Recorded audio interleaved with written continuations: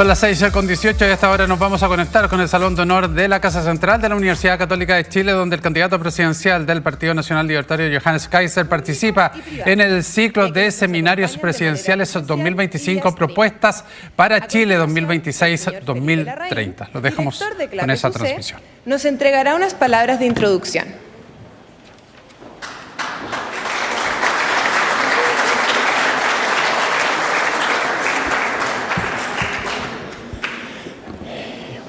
Bueno, muy buenas tardes.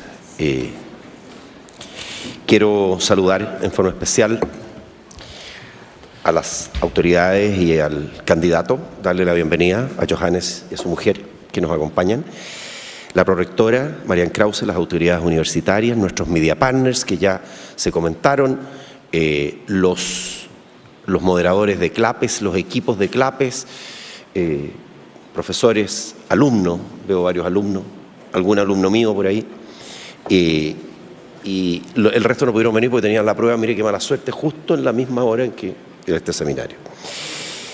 También quiero saludar a los embajadores y a quienes nos acompañan por streaming. Tenemos muchísimas personas que nos están viendo en este momento y luego a través de nuestros media partners van a ir a todo el país. Hemos llegado al quinto y último seminario con los candidatos presidenciales antes de la primera vuelta, a pocos días de la elección del próximo 16 de noviembre.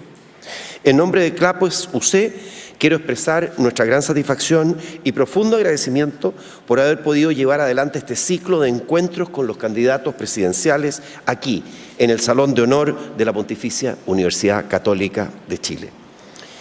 Este espacio que hoy vuelve a reunirnos, refleja el compromiso permanente de nuestra universidad con el diálogo plural, la reflexión informada y el análisis riguroso de los desafíos que enfrenta nuestro país. Durante los últimos meses hemos tenido la oportunidad de escuchar diversas miradas sobre el Chile que viene. Nos acompañaron Evelyn Matei, representante de Chile Vamos, Janet Jara, candidata del oficialismo, José Antonio Kast, abanderado de los partidos republicano y social cristiano, Franco Parisi, líder del Partido de la Gente. Hoy cerramos este ciclo recibiendo al candidato del Partido Nacional Libertario, Johannes Kaiser, a quien damos una cordial bienvenida a este espacio de conversación, reflexión y propuestas en torno al Chile que queremos construir para los próximos 4 años. Pero esta misión de CLAPES UC tiene raíces más profundas. En 2023, conscientes del valor de la mirada de Estado y de la experiencia de quienes han conducido a Chile, invitamos a los expresidentes de la República a proyectar el país del futuro, mirando hacia el año 2050 y reflexionando sobre los caminos para poder alcanzar el que hasta el momento ha sido el esquivo desarrollo. Todos ellos aceptaron generosamente nuestra invitación. Así, contamos con la participación de los expresidentes Ricardo Lagos, Sebastián Piñera, Eduardo Frei y Michelle Bachelet, los nombro en el orden en el cual vinieron a este Salón de Honor. De estas conversaciones surgió un libro que tiene hoy un importante valor histórico, publicado por Ediciones UC, bajo el título Chile 2050, un país, 4 presidentes, el cual recoge las visiones, diagnósticos y proyecciones de estos 4 exmandatarios. Hoy entregaremos un ejemplar al candidato Johannes Kaiser como una muestra del sentido republicano que debemos tener como país. Ese es el espíritu que anima este ciclo con los candidatos presidenciales. Queremos poner el foco en los temas que más preocupan a la ciudadanía y que hoy representan verdaderos obstáculos para el desarrollo de Chile, el crecimiento económico y la delincuencia, para partir. El próximo gobierno, sea cual sea su signo político, debe asumir la tarea impostergable de reimpulsar la economía nacional.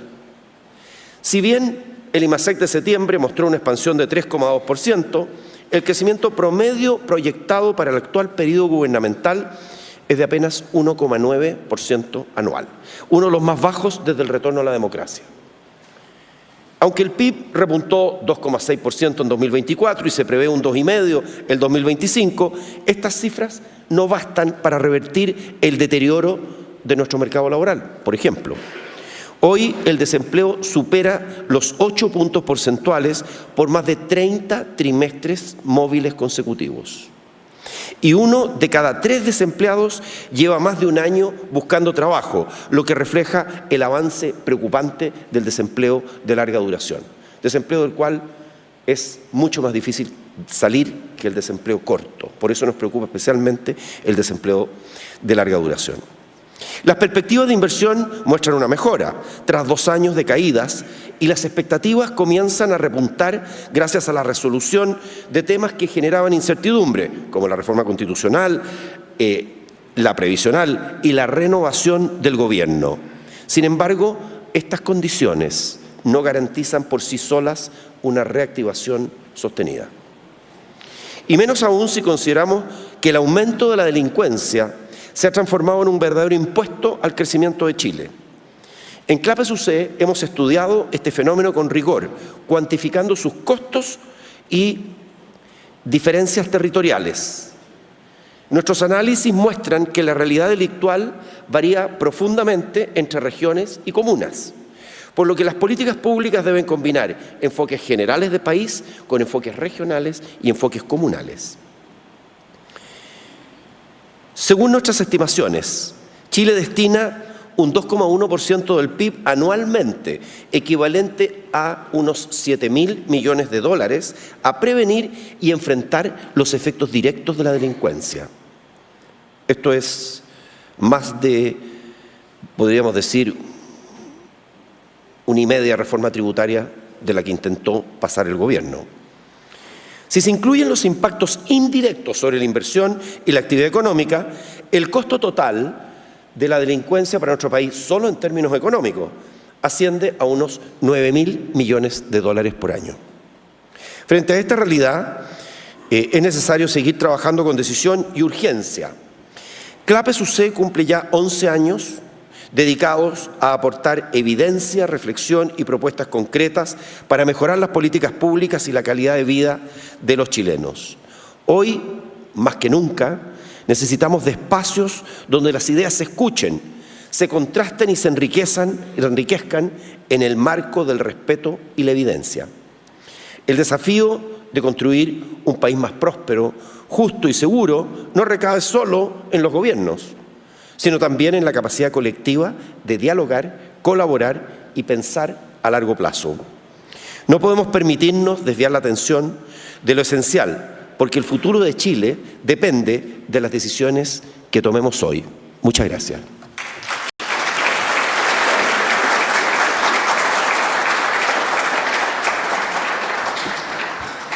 Agradecemos sus palabras. Ahora invitamos a exponer al señor Johannes Kaiser, candidato presidencial.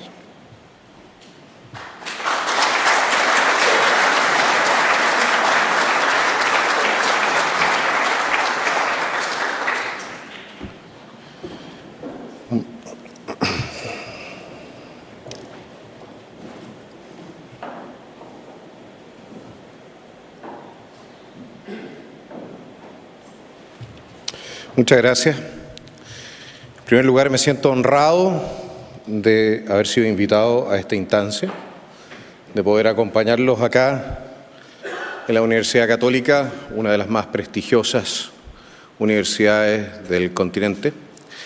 Por lo demás, yo que he pasado gran parte de mi vida asistiendo a universidades, me siento aquí casi como en casa. Para serles honesto, no habría pensado yo en algún momento dirigirme a una comunidad universitaria desde un podio como aquel en el cual me encuentro.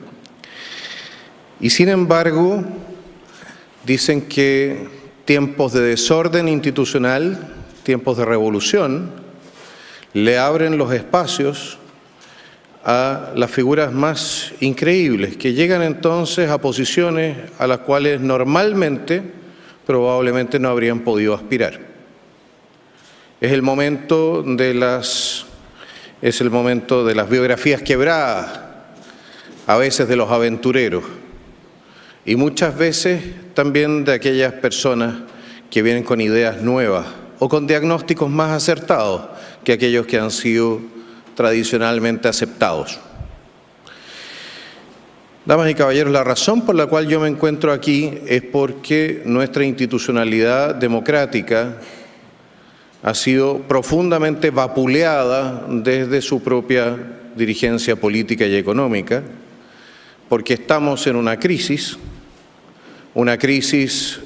de la cual la ciudadanía, un porcentaje de la ciudadanía cree que no va a sacarla la clase dirigente tradicional de nuestro país. Esa es la realidad. Y esto porque es esa clase dirigente la que permitió que se fuese corrompiendo el sistema hasta el punto en que ya no funciona en muchos campos. Las políticas migratorias del laissez-faire, de las cuales somos testigos los últimos 8 o 10 años, afectaron profundamente a las clases trabajadoras de nuestro país en materia de lo que fueron su nivel de ingreso. Las reformas tributarias resueltas por el poder político, especialmente desde la izquierda, pero lamentablemente no con suficiente oposición de quienes defienden el libre mercado, detuvieron entonces el crecimiento económico, al mismo tiempo que importábamos cada vez más gente a nuestro mercado laboral, saturábamos nuestras capacidades de entregar servicios sociales y la gente se sentía cada vez más desamparada. En paralelo, grupos políticos que habían plantado bandera de refundar o subvertir cuanto menos todo el orden establecido, avanzaban sobre el sistema político y lo desestabilizaban. Hasta el punto en que, en mi opinión, y con ayuda del extranjero, financiera, y también probablemente logística y de inteligencia, se produce lo que mal llaman el estallido social, que yo creo que fue una guerra híbrida dirigida en contra de nuestro país. En este sentido estoy con el ex canciller Ampuero. Nuevamente nuestra clase dirigente ha preferido cerrar los ojos y hacer como que no hubiese pasado nada. Volvamos a la normalidad, nos están diciendo, pero resulta que la normalidad ya no es lo que desea la gente. La gente no quiere la normalidad del ministro Cordero. Quiere quizás la normalidad del año 2005, del 2008. No es que Chile fuera perfecto de ninguna manera, pero era una normalidad donde usted podía salir en la noche a la calle y no tenía que tener miedo de transformarse en víctima de un asalto. Mire, en 2 universidades y ayer en una concentración hice exactamente la misma pregunta. Le pedí a la gente que estaba presente que levantase la mano si había sido víctima o conocía a alguien que hubiese sido víctima de un portonazo. Prácticamente unánime. Eso significa que el Estado en Chile ha dejado de cumplir con su función básica, que es la de entregar protección y justicia a sus ciudadanos. Todo el resto es secundario, damas y caballeros. Cuando el Estado deja de estar presente desde el punto de vista de la seguridad, todo el resto de las políticas pasan a ser irrelevantes.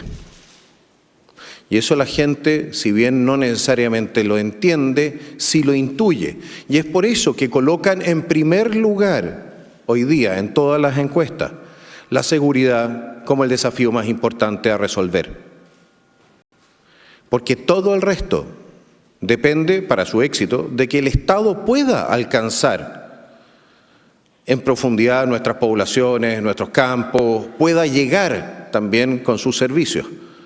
Cosa que no puede hacer cuando está mandando el narco, cosa que no puede hacer cuando está mandando el terrorista o el delincuente común, a menos que llegue a acuerdos con ellos. Yo me acuerdo de cierto alcalde que fue muy criticado años atrás porque decía que había llegado a acuerdos con el narco para poder seguir entregando servicios a sus vecinos. En vez de habernos preguntado cómo fue posible que se hubiese retirado nuestra fuerza pública y el narco hubiese ocupado el territorio, se sancionó moralmente al alcalde por decir una verdad incómoda. La verdad de que lentamente, y ahora no tan lentamente, nos estamos transformando en una narcorrepública. Damas y caballeros, Para esto existen muchas razones, pero esencialmente existe la razón de que no estamos haciendo lo que corresponde para enfrentar este desafío. Existen nexos entre la política y el narco. Y aunque quieran algunos cerrar los ojos ante esta realidad, de otra manera no se explica la pasividad de nuestra clase dirigente. El Partido Comunista, damas y caballeros, recibió durante muchos años recursos de Venezuela al régimen chavista. Millones de dólares. De hecho, tuvieron incluso una universidad financiada por el régimen chavista. Qué rápido olvidamos. Y mandó a su militancia a entrenarse con la FARC. La radio Bío Bío todavía pueden leer en la página de internet los correos que cruzó entonces la dirigencia del Partido Comunista con la Fuerza Armada Revolucionaria de Colombia, un grupo narcoterrorista. ¿Cómo es posible que nosotros en un país razonable tengamos en nuestras organizaciones de seguridad y justicia, al mando de las cárceles donde está el Tren de Aragua, que se dice es un brazo del régimen de Caracas, a ese Partido Comunista? A ver, ¿estamos todos locos? ¿O simplemente no nos queremos hacer cargo del elefante en la habitación en materia de seguridad? Hace no un año y medio atrás, la ministra Toá enfrentaba al Partido Comunista, porque el Partido Comunista había reclamado por un allanamiento en Villa Francia, donde habían requisado armamento que había sido utilizado en distintas operaciones delictuales. El Partido Comunista reclamaba contra el allanamiento y las acciones legales contra dicha organización, o la resolución del presidente Boric que dice entonces tener o una mayor distancia respecto de estas organizaciones. ¿Qué pasó ahí? Nada. De hecho, lamentablemente, nuestro sistema político, en el debate mismo ha callado ante lo evidente. Y ahora tenemos a una persona que me cae muy bien. Personalmente yo creo que tiene un ángel, la ministra Jara, la ex ministra Jara, pero que lleva al Partido Comunista a ser el referente en la alternancia en el poder en nuestro país. Un partido que tiene estas relaciones que yo les he mencionado.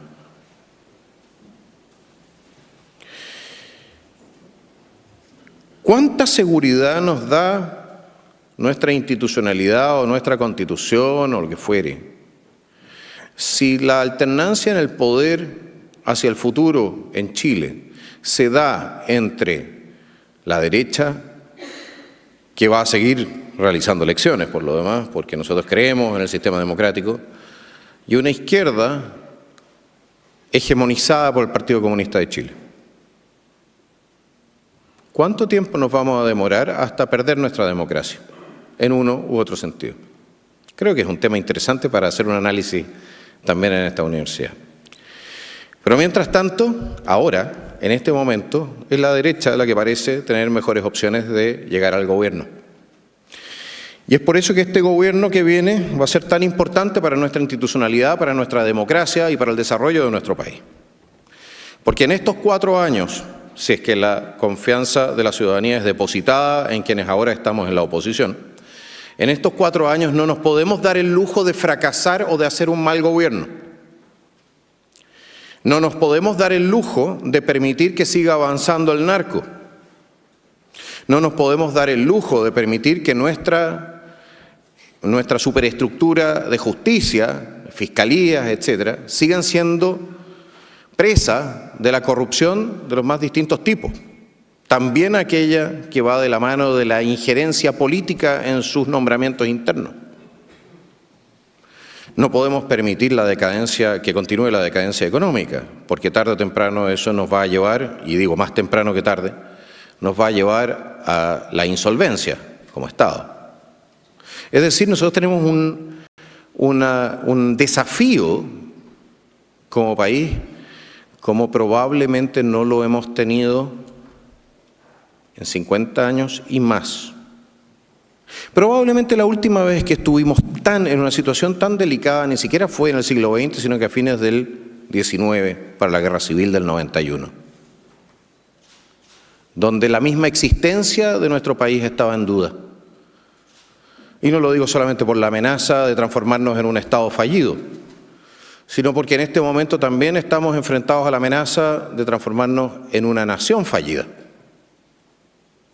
Una tasa de natalidad de 1.07 significa, y le pueden preguntar probablemente a cualquier economista o a cualquier sociólogo en esta universidad, significa la implosión social de aquí a 30 años más. Es el fin de todos los sistemas, si no tienes una tasa de reemplazo mucho más potente. Y no puedes reemplazar simplemente a tu población con inmigración sin generar tensiones que pueden llegar entonces también a una situación de conflicto, incluso armado. ¿Nos vamos a hacer cargo de todos estos desafíos? Yo creo que es necesario. Y yo creo que es necesario también nombrarlos, todos y cada uno de ellos. Tenemos que tener claro, tenemos que pintar el diablo en la pared, para que sepamos qué es lo que vamos a enfrentar, por qué, y por qué vamos a tener que realizar también los esfuerzos, muchos de los cuales van a ser dolorosos, algunos de ellos impopulares, que tenemos que realizar en los próximos 4 años para volver a sentar a Chile sobre pilares más sólidos, que le permitan entonces mirar hacia lo que yo llamo su destino manifiesto, que es proyectar su permanencia, por supuesto, y su existencia como nación soberana, y su poder hacia el Pacífico Sur, hacia la Antártica, comercialmente hacia el Asia y hacia el corazón económico de nuestro continente, que es el sur de Brasil. Para todo eso, damas y caballeros, vamos a tener entonces que tomar decisiones. Y la toma de decisiones va a tener que ser audaz, vamos a tener que pensar también fuera de la caja. Los mismos tipos de decisiones no nos van a ayudar para salir de estos problemas. Y lo otro, no podemos seguir escondiendo los problemas o hacer como que no están por miedo al conflicto, por miedo a las tensiones que impajaritablemente van a venir de la mano de la resolución de los problemas. Como decía cierto político de un país del norte, decía que no se le puede preguntar a las ranas cuando usted quiere secar el pantano. Bueno, nosotros vamos a tener que secar más de un pantano. Tenemos que abrir nuestra economía, tenemos que flexibilizar nuestro mercado laboral, tenemos que hacer girar nuestro Estado para reconocer también la labor imprescindible y esencial de las madres de nuestro país. Tenemos que recuperar la relación entre la corona y la espada, es decir, nuestras Fuerzas Armadas y de Orden tienen que volver a confiar en su clase política y tenemos que recuperar nuestras capacidades de inteligencia y contrainteligencia para que un 1810 no vuelva a repetirse nunca más en nuestra sociedad democrática. ¿Cuánto trabajo? Y ni siquiera he empezado a decirle el resto de la pega que tenemos que hacer. ¿Tenemos que reducir el tamaño del Estado? Sí, en ciertas materias. El Estado tiene que intervenir en ciertos campos de donde se ha retirado y tiene que retirarse de ciertos campos donde está ahora involucrado. Tenemos que repotenciar a nuestro país desde el punto de vista valórico. Y estoy hablando no de la agenda necesariamente del tema del aborto, estamos hablando de virtudes secundarias, de aquellas cosas que hacen que un país se transforme en un país desarrollado. No es la industria necesariamente, no son las minas de oro, es la puntualidad, el amor por el trabajo bien hecho, es la capacidad de no sobrevenderse, la honestidad, esas cosas que llevan a países que nosotros admiramos a ser países ricos, aunque no tengan recursos naturales. Ese capital cultural que se multiplica en salas como esta, se entrega a los jóvenes y que no duele necesariamente repartir. Lo estamos repartiendo a algunos, sí, y a muchos otros los estamos dejando fuera del alcance de ese capital cultural. También eso va a ser un trabajo nuestro. El trabajo de impulsar la recapitalización cultural de un país que ha sido víctima sistemática de la destrucción de su estructura de valores por parte de una agenda ideológica que tiene por objeto la destrucción cultural para poder reemplazar este sistema que lo encuentran tan injusto por un sistema que lo encuentran mucho más justo, pero que es normalmente construido sobre tumbas de cientos de millones. No nos equivoquemos respecto de por qué atacan las estructuras filosóficas y religiosas de nuestro país. Quienes lo hacen.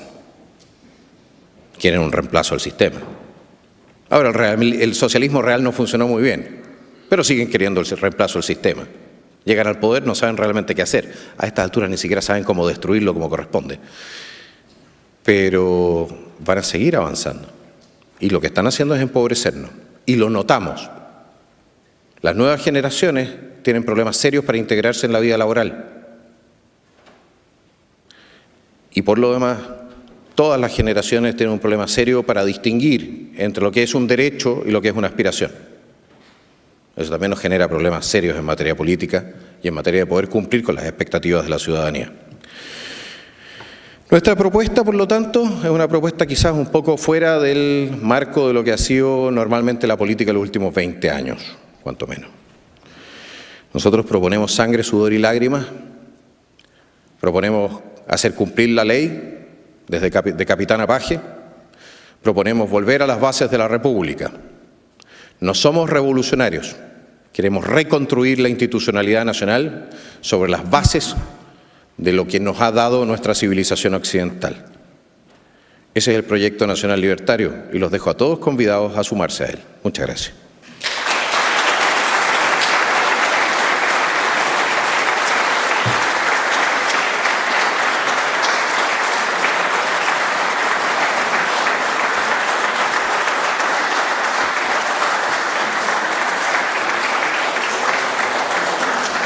Muchas gracias por sus palabras.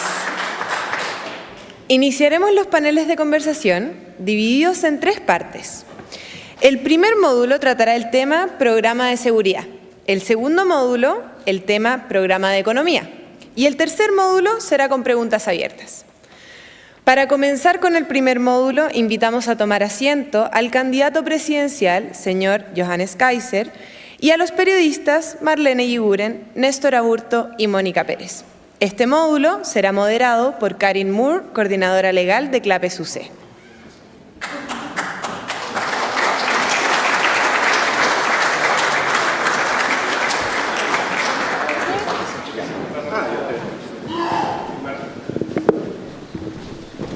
Esta es una posición inusual para mí, estar en el centro.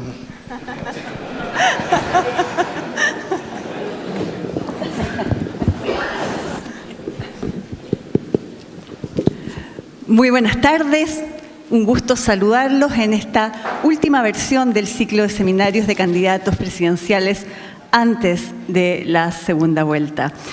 Estamos muy contentos de ver a este marco importante de público en el Salón de Honor de la Casa Central de la Pontificia Universidad Católica de Chile y agradecemos la gran presencia de público también que nos sigue vía streaming. Vamos a dar inicio a este primer módulo, a este primer panel de conversación sobre un tema demasiado importante, gravitante, especialmente sensible para la ciudadanía como es la seguridad. Damos las gracias a los periodistas que hoy día nos acompañan, Mónica Pérez de Canal 13, Marlene Yiguren de El Mercurio y, por supuesto, Néstor Aburto de Bio Bio. Muchas gracias. Sin antes dar las reglas, ¿no es cierto?, de esta conversación en la tarde de hoy, pues tenemos un cronómetro frente a ustedes, pueden verlo, ¿no es cierto? Les pido que por favor no lo olviden y no lo pierdan de vista, pues la conversación va a ser de la siguiente manera, candidato Kaiser. Vamos a tener un minuto inicial de preguntas para cada uno de los periodistas que están acompañándonos hoy y 3 minutos para la respuesta del candidato Kaiser. Inmediatamente terminada esa respuesta, se abre el espacio al momento de la réplica. Entonces pueden ahí hacer una o varias preguntas, pero en 1 minuto. Y el candidato va a tener solo 1 minuto para responder a esa réplica. Sin más, vamos a dar entonces comienzo a esta conversación sobre seguridad, dándole la palabra a Marlene Yiguren de El Mercurio. Marlene, por favor. Muchas gracias, Karin. Muchas gracias, candidato Kaiser, por estar acá. Me oigo bien, ¿verdad? Gracias a todos también por estar acá. Tengo que hablar más cerca. Ahí lo agarré. Ya. Usted hablaba recién que sin seguridad, que es el tema que nos convoca ahora, todo el resto no importa. Hay partes donde el Estado de Chile ya no puede entrar. Hay un ejemplo claro, que es Temucuicui. El Estado no puede ni siquiera censar, no se pueden hacer planes de vacunación. Se trató hace unos años atrás de entrar con un contingente de la PDI, más de 800 hombres, y los resultados no fueron buenos. Pero sin embargo usted ha dicho que sí, que va a entrar, que hay que hacer allanamientos, que hay que desarmar esos territorios, específicamente Temucuicui. Yo me pregunto, ¿cómo lo va a hacer? Bueno, en primer lugar, usted tenga presente lo siguiente. Si efectivamente sigue existiendo la misma resistencia que en su momento, nosotros probablemente lo que hagamos sea dar la orden. Mire, es bien interesante. Tenemos la opción de hacerlo a través del estado de emergencia. Yo creo que si existe mayor resistencia, vamos a hacerlo a través del estado de sitio acotado a esa zona específica, para darle a nuestros carabineros el respaldo de la Fuerza Armada que requieran para someter y sofocar todo tipo de resistencia armada. ¿Cómo? Ese no es problema mío. Ese es problema de los técnicos en la materia. Los técnicos, los profesionales en esta materia son los uniformados. Cada vez que un político se mete a diseñar una operación militar o policial, la cuestión termina mal. Así que mejor no. Pero va a necesitar a los políticos. Va a necesitar al Congreso, por ejemplo, que apruebe un eventual estado de sitio. No. Lo que yo necesito es la aprobación del Congreso para mantener el estado de sitio, pero no para declarar. El estado de sitio necesita el Congreso. Los primeros 5 días nomás puede estar usted. Exactamente, pero si la idea pero con no un estado de sitio acotado. Pero si la idea... No es acotado territorialmente, no en sus efectos. ¿De acuerdo? Y el estado de sitio efectivamente permite solamente la restricción de la libertad de reunión, pero cambia las normas de uso de la fuerza. Se empiezan a aplicar los criterios para lo que son los conflictos armados internos. No las reglas de uso de la fuerza que están en los reglamentos para tiempos de paz. ¿Me explico? Sí. Esa es la gran diferencia. La gran diferencia radica en cuál es la intensidad de fuerza que usted puede utilizar. Hoy día, por ejemplo, le voy a dar un ejemplo. Si a usted en una patrulla de carabineros o una patrulla militar le disparan desde un bosque, usted no puede disparar de vuelta al bosque. Usted tiene que primero identificar a la persona que le está disparando. Es decir, tiene que ir a buscarlo literalmente, ¿no? Identificarlo y luego recién podría disparar. Eso respecto de organizaciones que están armadas con armamento de guerra, con entrenamiento paramilitar, algunos de ellos se entrenaron en Venezuela o en Colombia, es casi una invitación a la muerte cierta de los operativos de nuestro Estado. Otra cosa es cuando usted puede disparar y hacer fuego de supresión sobre la zona. ¿Me explico? Y eso lo puede hacer usted en un estado de sitio, pero no lo puede hacer en la situación actual. Entonces, ¿usted estaría dispuesto como presidente, a poner ese estado de sitio, ocupar esos 5 días que tienen, que no necesita que el Congreso se lo ratifique, y correr los riesgos que una operación de este tipo pudiera tener para usted como gobernante? Y asumir la responsabilidad política de todo lo que suceda en ese campo, porque así es como corresponde. El presidente manda, el presidente asume. Para que vuelva a haber esa confianza que decía usted entre la corona y la espada. Así es.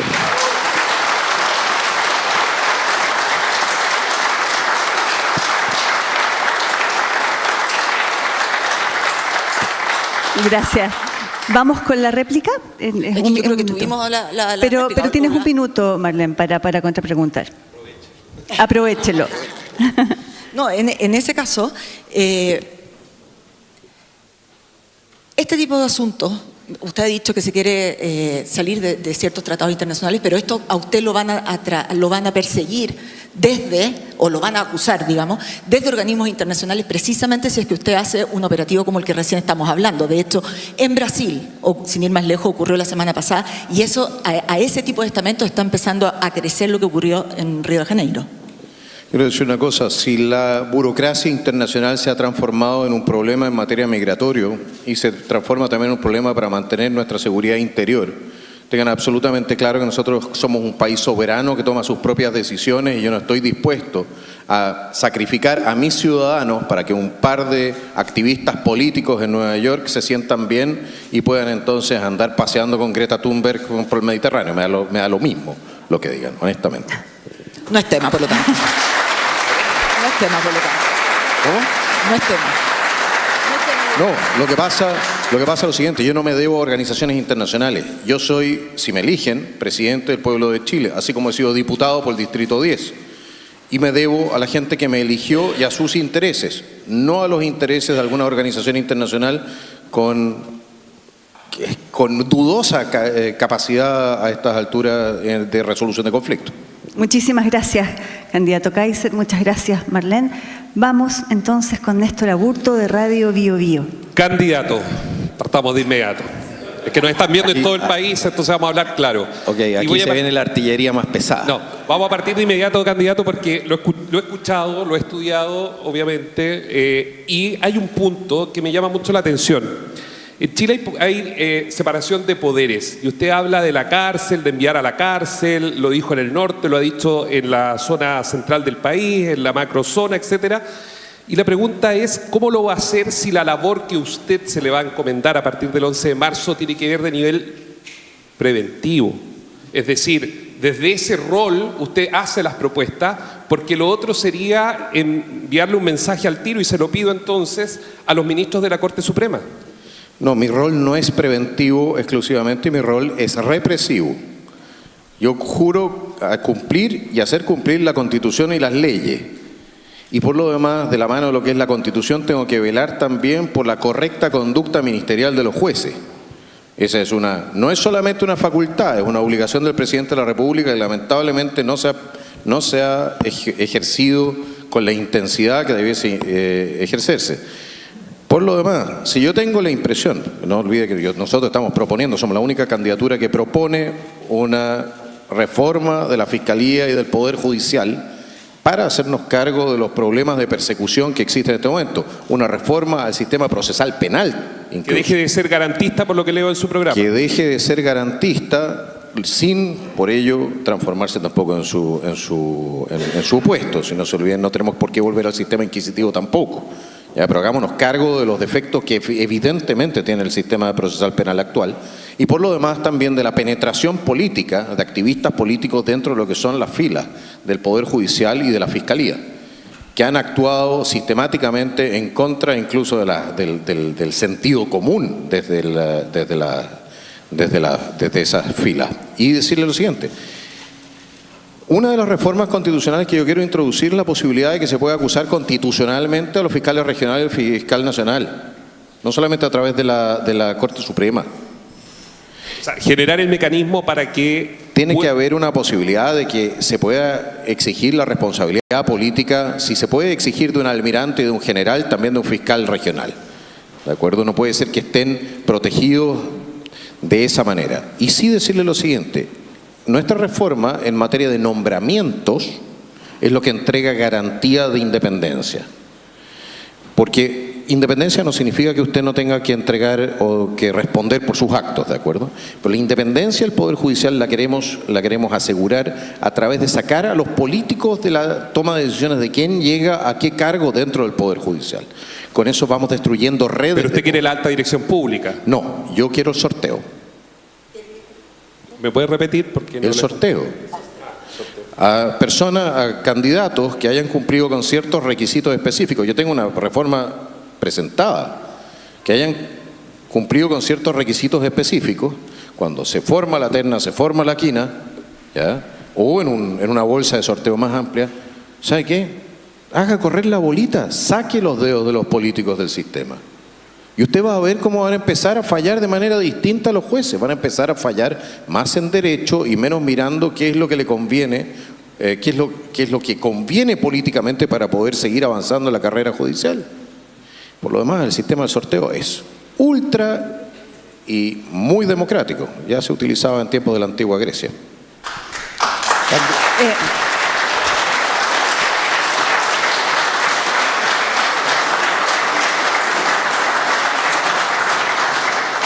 Gracias. Néstor, vamos con tu minuto para la réplica. Sí, lo que pasa es que veo que lo aplauden y le ponen harto énfasis, viene con apoyo, pero yo lo escucho y pienso quienes están en este momento escuchándonos a través de todo el país, ¿cuánto tiempo le va a tomar eso, los 4 años de su mandato, si es presidente o no? ¿Cómo va a sacar una reforma? Porque ya nos ha notificado de que no se esperen desde el 11 de marzo en adelante un país distinto, es decir, proyectos de ley, congreso... Bueno, no se equivoque en una cierta materia. Usted no quiere agarrarse con el Estado de Chile cuando el Estado de Chile se quiere poner pesado. En primer lugar, el Consejo de Defensa del Estado lo vamos a transformar en algo que defienda al Estado y no que defienda entonces ciertos intereses políticos. Y vamos a perseguir efectivamente las responsabilidades políticas también de aquellos magistrados que estén atornillando al revés. Antonio Ulloa, por ejemplo. Bueno, el señor Ulloa tiene que responder ahora por sus falencias ante el Senado, pero tenemos otros magistrados que están en una situación también delicada. Por ejemplo, el ministro Carroza tiene que responder por un nombramiento de un notario, tiene un procedimiento abierto. Y tenemos varios ministros que tienen que responder por no haber ordenado la identificación de los restos que estaban en el servicio médico legal durante más de 20 años, siendo ellos los jueces instructores en causa de derechos humanos. Es decir, yo tengo ahí hay ministros en este momento que están ocupando el máximo sillón del tribunal chileno, que dice usted tiene una mirada política y no judicial. En algo el ministro Ulloa tenía razón. Si por algo estoy proponiendo la reforma del sistema. Yo no los quiero condenar a ellos. Ellos son el resultado, han llegado a donde llegaron, en razón de un sistema diseñado por los políticos para que funcionase así, con besamano, ¿ya? Y cuoteado. Lo cual es una vergüenza, incluyendo el Tribunal Constitucional.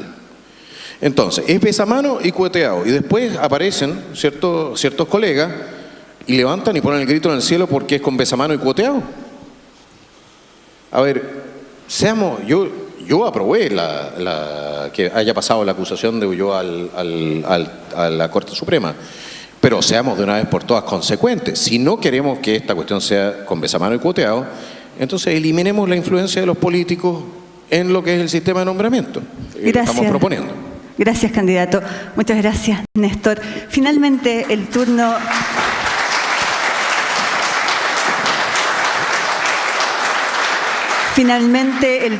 de Mónica Pérez de Canal 13. Mónica, por favor. Muchas gracias, saludo a todos, feliz de estar en mi alma mater. Yo estudié en la Católica, así que me siento muy feliz de estar acá. Candidato, ¿cómo está? ¿Cómo está, Mónica? Nos vemos ya muy seguido, ¿no? Sí, a estas alturas yo creo que... Oiga, vamos a tener que ir a tomarnos un café. un día, sí, así Pero es. mi señora se va a enojar. Pero vamos con ella, pues, ¿por qué vamos a ir los dos solos? ¿O no? Bueno, candidato, le hice la misma pregunta ayer al candidato Kast. Quiero saber cómo va a ser usted para sacar o no a los 336.000 migrantes irregulares que viven en Chile, que ya están acá. 40.000 de ellos tienen orden de expulsión vigente. Porque el candidato Kast hizo una explicación en torno a sacarlos a través de vuelos charter. ¿Cómo lo piensa hacer usted? ¿En cuánto tiempo? ¿Cuántos por año? ¿Con qué costo? A ver, en primer lugar, hagámonos cargo de lo siguiente. Tú para expulsar a los inmigrantes ilegales necesitamos una reforma también constitucional. Y esa reforma constitucional tiene que permitir que las personas que se encuentran ilegalmente en nuestro país puedan ser detenidas por más que el plazo establecido en la propia Constitución. Es decir, las personas que están ilegalmente en Chile. Más de 5 días. Más de 5, de manera ilimitada, quiero yo, la posibilidad de detención. Ilimitada para las personas que ingresan ilegalmente a Chile hasta el momento en que salgan voluntariamente del país o los podamos deportar a su país de origen.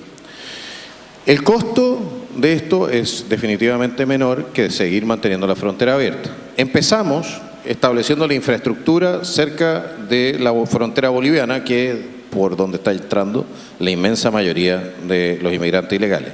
¿Le pegamos un apretón? Sí, le pegamos un apretón a La Paz, porque allá está el gobierno, allá está... O sea, no le voy a pegar un apretón al sistema judicial boliviano que se encuentra en Sucre, ¿de acuerdo? Es que yo le estoy preguntando por los que ya están en Chile, no por los que puedan entrar en el futuro. Es que espérese, lo que pasa es que usted, para que poder reconducir, entre otras cosas, requiere que Bolivia esté dispuesto a recibir. Yo no puedo reconducir directamente a Venezuela, por ejemplo, ¿ya? pero sí puedo generar las condiciones e incentivos para que los propios venezolanos que están ilegalmente en nuestro país abandonen el país.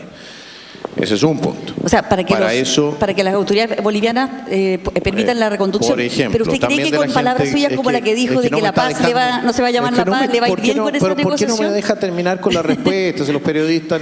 Bueno, ya, dele. Ya, pues, dele, ya. Entonces, ¿usted quiere la planificación? Se la doy. Ya, si no, ya, cambiamos de tema. con Bolivia. Ya, entonces, primero ordenamos nuestras relaciones con Bolivia, que es esencial tenerla en un buen pie y en un pie de cooperación en esta materia. Segundo lugar, establecemos centros de detención cerca de la frontera de Bolivia, que es a donde van a llegar todas las personas que están ingresando a nuestro país o que sean identificadas dentro de nuestro país, que están ilegalmente en nuestro país y no tienen un título de permanencia. A esos centros los vamos a conducir y de esos centros van a poder salir única y exclusivamente hacia el extranjero. En cualquier momento pueden salir hacia el extranjero o aquellos que tengamos que reconducir o que tengamos que expulsar, los expulsaremos a sus países de origen. Segundo, de la mano de esto, porque vamos a tener también una política de búsqueda dentro de nuestro país, es decir, terminales de buses, especialmente campamentos y tomas. Vamos a ir a buscar a las personas que están ilegalmente en nuestro país y los vamos a dirigir a estos campamentos. Esto se puede demorar y se va a demorar probablemente, pero va a existir también un incentivo para que abandonen nuestro territorio. Lo otro, se eliminan todos los incentivos desde el punto de vista de la asignación de recursos públicos a las personas que están ilegalmente en Chile. Si llega una persona a un hospital porque requiere una atención y esa persona está ilegalmente en nuestro país, le vamos a dar la atención, no se equivoquen, pero esa persona de ese hospital se va al centro de reconducción, ¿ya? Junto con las personas que estén en su entorno y nosotros podamos identificar que están ilegalmente en nuestro país.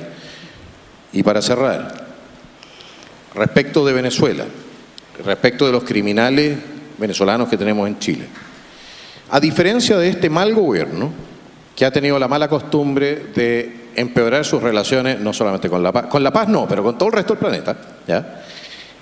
Nosotros queremos tener muy buenas relaciones con los Estados Unidos.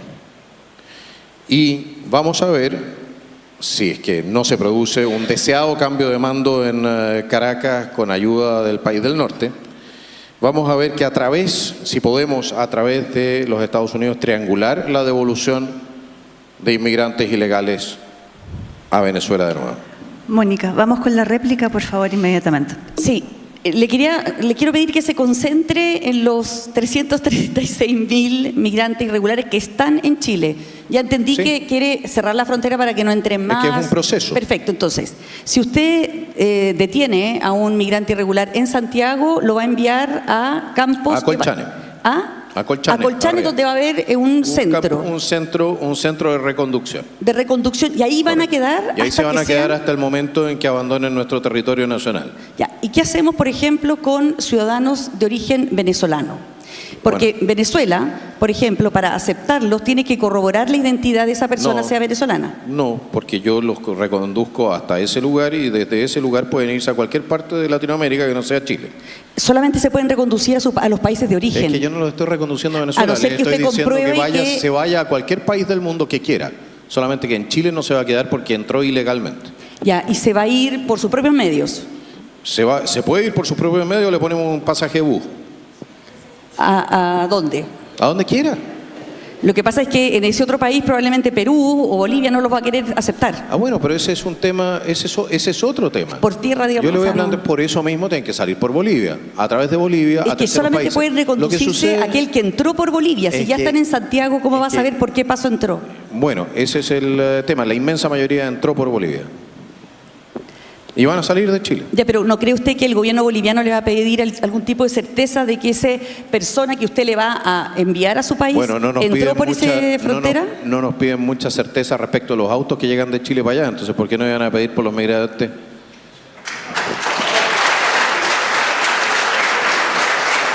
Ya.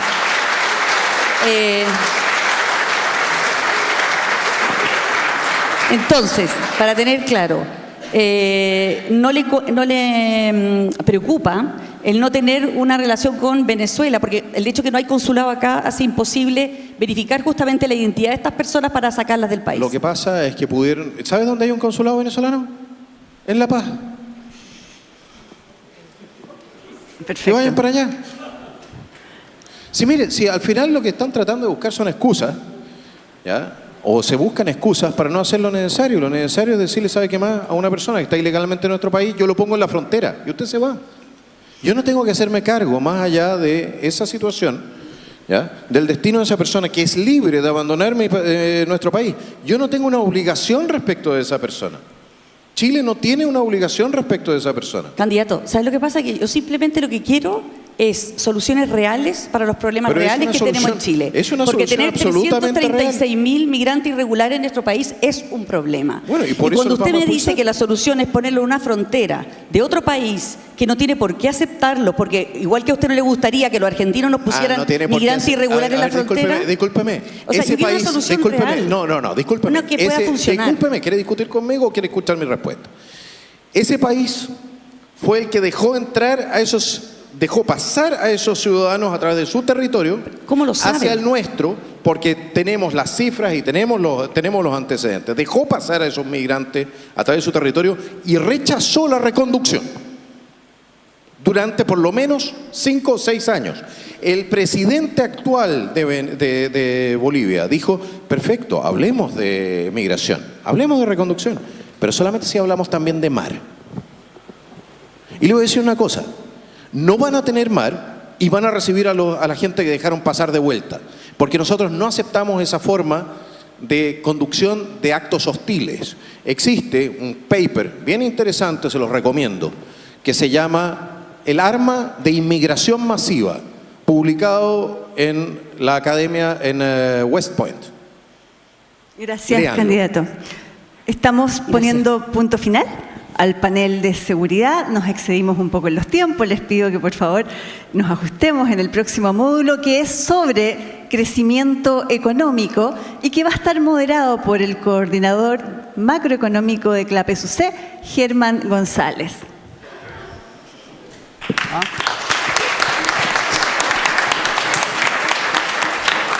Bueno, buenas tardes, muchas gracias. Bueno, las reglas ya las conocen. Vamos a hablar ahora de economía entonces, no solo de crecimiento económico. Creo que es un tema que está muy relacionado con el anterior. La seguridad es la base necesaria para que la economía pueda crecer. Además, como decía Felipe en su intervención, gracias, la inseguridad tiene costos económicos que son muy relevantes, cada vez mayores, y por lo tanto la idea es hablar de crecimiento, pero también hablar de política fiscal, de institución, de Banco Central y de otros temas, empleo por supuesto. Y lo que vamos a hacer un poco distinto ahora es el orden. Va a partir Mónica Pérez de Canal 13 con su primera pregunta sobre economía, entonces 1 minuto para Mónica. Ya, yo voy de nuevo. Ya, le voy a preguntar... A mí me encanta pelear, sí. No crean que no. A mí no me gusta preguntar nomás, no crean que esto es pelea. Oiga, a ver, le quiero preguntar un poco relacionado con lo que preguntó Marlene. Usted se ha expresado bastante en contra del multilateralismo, tanto en tratados, ¿no es cierto? Habló de que no íbamos a salir de Escazú, ¿cómo se llama? El tratado, bueno, varios tratados internacionales. El Acuerdo de París. El Acuerdo de París, ese dijo. Por ejemplo. Y también de la institucionalidad, ¿ya? Porque ha dicho que Chile no es una colonia de, comillas, pelotudos de Nueva York. Ya, su hermana dijo también que en Chile, o sea, ha dicho varias veces, y usted también lo acaba de reiterar hoy día, que Chile tiene que ser un país soberano. En ese contexto, a mí me preocupa saber qué piensa usted sobre los tratados de libre comercio que tiene firmados Chile y los tratados de inversiones que tiene firmados Chile, porque de alguna manera esos tratados también son una cesión de soberanía. A ver, en primer lugar, no lo son. Son una garantía para hacer negocios. ¿De acuerdo? Los tratados comerciales que a mí podrían llegar a complicarme son aquellos que nos obligan a tomar decisiones políticas dentro de nuestro país que no tienen nada que ver con el tema comercial o económico. Eso sería, por ejemplo, cuando la Unión Europea tiene la mala costumbre de hacer ese tipo de formular ese tipo de tratados.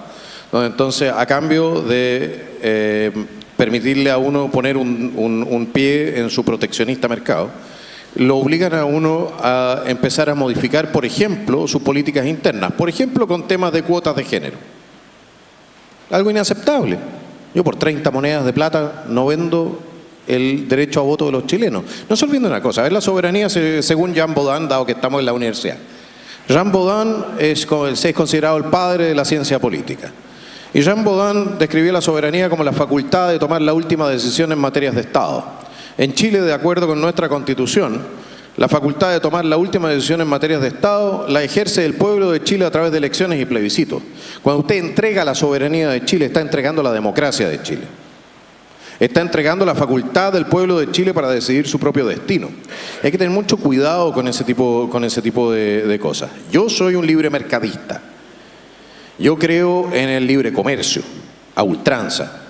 Si es por mí, nosotros eliminamos todos los aranceles y volvemos a tener una ventaja comparativa de la mano de lo que nos permite, entonces importar bienes de capital mucho más baratos y poder quizás producir aquí también en algún momento. Pero no estoy dispuesto necesariamente a transar la libertad política del pueblo de Chile, para bien o para mal, por lo demás, ¿ya?, a cambio de un espacio de mercado para un cierto grupo de operadores empresariales. Eso no corresponde. Libre mercado, siempre. Tratados de libre mercado, maravilloso. Metámonos con la APEC, seamos parte de la APEC, seamos parte de NAFTA. Yo incluso soy partidario de desregular el sistema financiero para permitir entonces que haya más actores internacionales también operando en nuestro sistema acá. Pero no, yo no voy a participar de la creación de una gobernanza global que desconoce el sistema democrático. No, Arabia Saudita, ni Pakistán, ni Rusia, ni la India, ni el Yemen o Egipto tienen nada que andar decidiendo respecto a lo que sucede en nuestro país. Y para qué hablar todo el resto de los países, no quiero acotarlo a alguno. Así como nosotros no tenemos nada que andarnos metiendo en lo que son las decisiones de política interna de otros países. Ya, entonces, para entender bien, tratados internacionales de libre comercio e inversiones sí, pero no los tratados como de Escazú, como el Acuerdo de París. Naciones Unidas. Mire, ¿nos vamos a salir de Naciones Unidas? Yo he planteado siempre que yo no tengo problema con mantener la posición de Chile en la Asamblea General de las Naciones Unidas porque creo que tiene una utilidad desde el punto de vista diplomático. En sus suborganizaciones no veo la razón por la cual debiésemos participar porque hasta el momento han sido un meridiano fracaso. E incluso las mismas Naciones Unidas, sin reforma, ¿ya?, desde el punto de vista de lo que es su misión principal, stated en 1945, ¿ya?, que es la conservación de la paz, ha sido un desastre. Entonces, somos parte de una organización donde yo soy partidario de mantener las mejores relaciones diplomáticas con todo el mundo, pero no soy partidario de financiar o seguir financiando una burocracia que por lo demás gana principescamente, no paga impuestos y donde ha operado ha dejado un desastre. ¿Cuánto tiempo gobernaron las Naciones Unidas Haití? A propósito de gobernanza internacional. Pero entonces, a ver, ¿usted postula que Chile se salga o no se salga de Naciones Unidas? Pero sí, se lo dije. Yo soy partidario de quedarme en la Asamblea General, pero no soy partidario de participar de suborganizaciones de la misma. Es que se lo preguntaba porque justamente el sábado salió una entrevista de su señora donde dice que sí, ustedes quieren salirse de Naciones Unidas. Creo que está mal recogida la política que nosotros hemos propuesto. Ya. Y si en el programa de gobierno está muy claro. Ahora, ¿no tiene temor de cómo puede afectar eso la atracción de inversión extranjera? Porque los inversionistas extranjeros, por ejemplo, el principal inversionista extranjero en Chile es Canadá. Y Canadá elige Chile para invertir acá justamente por los tratados internacionales que Chile ha firmado, por ejemplo, en sustentabilidad, en protección al medio ambiente, en una serie de derechos que son valorados internacionalmente. No, Canadá decide invertir en Chile porque en Chile puede ganar plata. Gracias. Gracias, Mónica. Sí, gracias. Aquí nadie anda haciendo caridad porque somos sustentables, ni mucho menos. Y si fuese por eso, entonces no habría una sola empresa canadiense invirtiendo en China, que de sustentable tiene poco, creo yo. Muchas gracias. Muchas gracias. Gracias, candidato.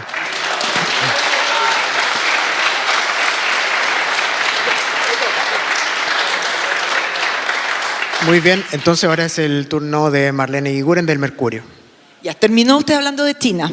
Así que quedémonos hablando de China. Tenía otra, pero me tincó quedarme ahí. Usted es, en este minuto lo que marca, ¿no es cierto?, la política mundial es la tensión comercial que existe entre Estados Unidos y China. Usted se ha declarado además un ferviente admirador del presidente Trump. No sé si lo declaré así.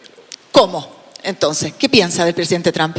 No, creo que tiene cosas buenas y creo que tiene cosas malas. Ya, pero de todos modos, entonces me voy a corregir, voy a hacer lo siguiente. Sí es un ferviente admirador de la cultura occidental y de los valores de la libertad que implica la cultura occidental. ¿Estoy bien? Sí. Ya. En ese ambiente, por lo tanto, ¿cómo usted pretende llevar adelante las relaciones comerciales con un país como China, con todos los problemas que sabemos que tiene China, que son más allá de problemas, pero que es un tremendo inversionista directo en nuestro país, principal receptor de nuestras exportaciones y también inversionista en la región, estratégico? Mire, en primer lugar, desde el punto de vista de la realpolitik, yo reconozco cuál es el tamaño real de Chile y reconozco cuál es el tamaño real de China. El problema de tener amigos demasiado grandes es que pueden terminar aplastándolo a uno cuando uno duerme en la misma cama. Se dan una vuelta y terminaste mal. Y eso no sucede tanto con los Estados Unidos como nos puede pasar con China o con cualquiera que lo reemplace. Entonces el objetivo aquí es no poner todos los huevos en una canasta, es tratar de diversificar lo más posible nuestros destinos de exportaciones. Y por supuesto que tenemos que hacernos cargo de lo que son nuestros intereses nacionales. Es decir, hay cierta infraestructura y hay ciertos espacios de inversión donde yo no quiero que países que pueden desarrollar o sea, estados, porque aquí estamos hablando de estados, ¿ya?, que pueden desarrollar entonces una cierta influencia geopolítica o pueden tener intereses o nos pueden generar un conflicto al permitirles quedarse entonces con infraestructura crítica para la operación del Estado-Nación chileno.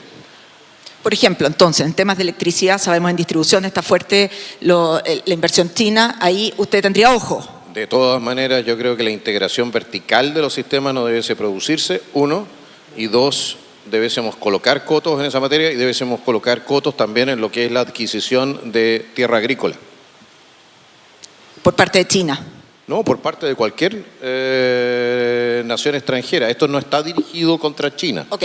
O sea, su política, por lo tanto, como decía usted de partida, es su realpolitik, al final, es ser pragmático frente a estas inversiones y no permitir que nada sea demasiado grande. Tratar de conservar los equilibrios de tal manera de poder navegar en aguas muy turbulentas que tenemos en este momento a nivel internacional, sin andar chocando con las rocas, ni de la derecha ni de la izquierda. Escila y Caribdis no son opciones para nosotros. En el litio, por lo tanto, es el mismo principio. En materia del litio es bien interesante el tema. Yo habría preferido, nosotros teníamos una postura respecto a lo que era el financiamiento de la PGU en el largo plazo, que, bueno, la mantenemos hasta cierto punto con el tema de generar un fondo soberano, como los noruegos, pero la idea originalmente era licitar el litio y poder pegarle un buen manotazo de entrada al mineral. Ahora no es mineral, es no metálico, pero da lo mismo. Ahora lo que vemos es que probablemente nos quedemos sentados encima del litio porque están avanzando reemplazos tecnológicos que, bueno, probablemente nos signifiquen a nosotros el lamentar en 50 o 60 años más nuevamente habernos perdido la misma oportunidad que nos perdimos en su momento con el salitre. Tenemos un espacio para una contrapregunta. Pero todavía estamos a tiempo respecto al litio. Sí, puede ser. Usted, por lo tanto, mi pregunta apunta, ¿usted va a impulsar algo? Yo le voy a decir una cosa, a mí no me parece, cuando se entró en la lógica de entregar el litio a dedo a la empresa nacional del litio, que yo rechazo profundamente ese proyecto estatizador o de entregarle a una empresa como Codelco, que de todas maneras está rindiendo nada, el control sobre el litio, en asociación con Sokimich, sin abrir una licitación internacional, a mí no me parece. Yo ya lo he dicho más de una vez que nosotros vamos a chequear si todo eso se hizo como correspondía, Si se hizo como correspondía, entonces no hay nada que hacer, se cumplen pacta sunt servanda, se cumple con lo contratado, pero si no se hizo como correspondía, entonces vamos a ver cómo podemos retrotraer esto para poder efectivamente meter más actores en el sector del litio. Muchas gracias, candidato. Muchas gracias a usted. Gracias, candidato. Gracias, Marlene. Ahora es el turno de Néstor Aburto de Radio Bio Bio. Candidato, probablemente en Sanhattan, antes de la Cosa Nostra, no estaban tan interesados con lupa en mirar su tema económico. Porque escuchaban seguridad, escuchaban varias cosas, pero ahora, frente a esta realidad, probablemente hay varios sacando cuenta, y así lo hemos visto en algunos informes de agentes de inversión. Y justamente es qué ofrece Johannes Kaiser para echar a andar la economía. En febrero, si la memoria no me falla, un asesor suyo apuntó al estilo Milei, fuera Banco Central, ¿no es cierto? Usted salió a matizar y en el programa efectivamente no está terminar con el Banco Central, pero sí apunta a la reforma técnica de la meta de inflación. La pregunta es, ¿cuál de los horizontes respecto a esto ustedes van a apuntar? Y debo decir, yo no soy economista, Germán sabe mucho más, pero reducir la meta oficial, cambiar el rango de tolerancia, modificar el horizonte respecto a la inflación, ¿cuál va a ser el punto ahí? En primer lugar, recordar que nosotros respetamos la autonomía del Banco Central y no queremos manipular nada en esa materia. Sí pretendemos que la meta de inflación del Banco Central sea más baja, creo que en este momento está en 3% y queremos bajarla al 2%. Y la queremos bajar al 2% porque la inflación es siempre y en todo lugar un impuesto a los más pobres.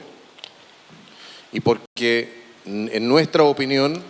Usted dice la tolerancia. Exactamente, nada más. Pero para eso lo que nosotros queremos lograr a través de conversaciones con el Banco Central, si estuviesen dispuestos a tomar esa nueva meta como propia. Porque creemos que efectivamente con eso vamos a aliviar también la carga sobre nuestra población. No olvidarse que nosotros vamos a hacer una política muy responsable fiscalmente, así es que con eso también debiésemos estar en condiciones de permitirle al Banco Central bajar esa meta de inflación sin tensionar macroeconómicamente el país. Respecto al programa de gobierno y quienes nos están escuchando en sus casas también, sobre las viviendas, pero no estoy hablando de las viviendas sociales, sino el acceso. Hoy día, la realidad de Concepción, de Valparaíso, Viña del Mar, de para qué decir Santiago, ¿no? Es obvio que es muy difícil para alguien de 30 años adquirir una vivienda. Y si llega a tener un departamento, la verdad que está pagando prácticamente por una casa y una parcela como era antes. O sea, muchísimos recursos. ¿Ustedes qué están orientando a eso, a la clase media principalmente? Bueno, tenemos distintas aproximaciones, entre otras estamos viendo el tema de facilitar créditos, de autorizar, pero en esencia no se olvide una cosa, nosotros echando a andar la economía, autorizando los 100.000 millones de dólares que están esperando para ser invertidos, ¿ya? Empezamos a generar de nuevo un crecimiento que esperamos sea también un crecimiento per cápita, que está bloqueado desde hace más de 10 años. Desde el punto de vista de la adquisición de viviendas, yo creo que esencial es el tema de oferta y demanda. Aquí siempre el precio va a ir de la mano de lo que es la demanda respecto a la oferta. Y uno de los problemas esenciales que tenemos es que la tierra está muy cara. No tenemos cinturones de crecimiento urbano. Por eso mucha gente se está yendo a parcelas. La densificación urbana, las planificaciones urbanas, la densificación en sí misma, creemos que no está planificado de manera de hacerse cargo de las nuevas necesidades. Creemos que podemos avanzar en esa materia y en la materia en la medida en que nosotros aumentemos la oferta de tierra construible, si lo quiere decir así, ¿no? Vamos a ir reduciendo también o produciendo el fenómeno de reducción de precios. ¿Está bien?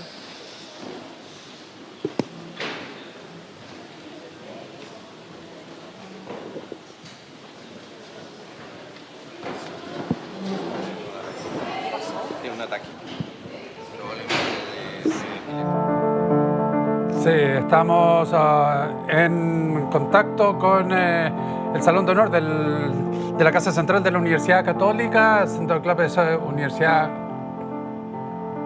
Estamos en contacto con el Salón de Honor de la Casa Central de la Universidad Católica, escuchando ya las propuestas de Johannes Kaiser. Hubo un pequeño inconveniente ahí en uno de los asistentes, por eso la interrupción tan abrupta del debate que ha habido en torno ya a las propuestas. Más que debate, las propuestas estaban analizando todo el tema económico del candidato Johannes Kaiser. Vamos a hacer un alto, regresamos a ver si se retoma entonces esta presentación de ideas en el ámbito económico.